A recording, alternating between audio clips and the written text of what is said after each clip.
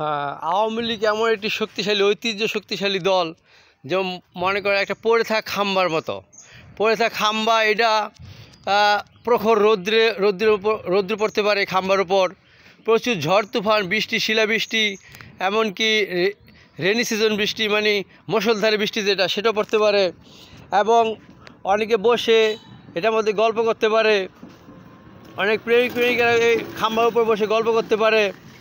আবার এটার উপর বসে চা খাইতে পারে, সিগারেট পান করতে পারে। আবার অনেকে মদ গাঁজাও খাইতে পারে, মদ গাঁজা হিরোইন আফিনও খাইতে পারে, ঠিক আছে না। আবার অনেক আলেম ওলামারা এখানে বসে থাকলে পরে, লোকজন বসে থাকলে পরে এখানে তাবলিগের কাজ দাওয়াত দিতে পারে।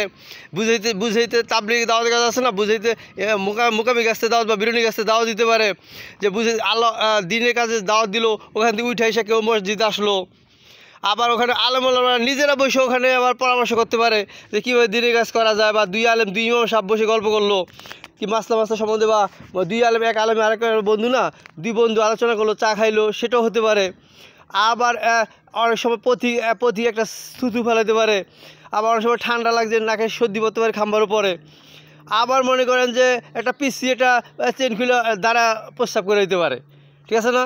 আবার গাছের তলায় পাখিতে পায়খানা করে দিতে পারে, খাম্বার উপর পড়তে পারে। আবার অনেক বান্ধবীরা বসে বসে ওখানে গল্প করছে, ফুচকা খাইতেছে, চটপটি খাইতেছে, তাও হইতে পারে, ওই খাম্বারটার উপর তাও হইতে পারে।